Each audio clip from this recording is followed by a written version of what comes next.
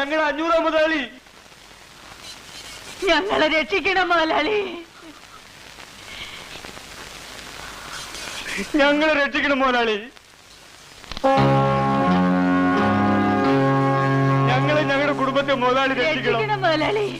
രക്ഷിക്കാൻ ഞാൻ അങ്ങോട്ട് വരണോ? കേറി വാ.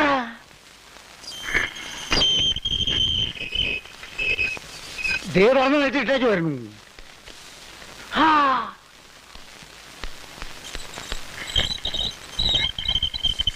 അപ്പൊ അടച്ചു കൂട്ടിയോ? ഇനി പോകാൻ പരിപാടിയില്ലേ?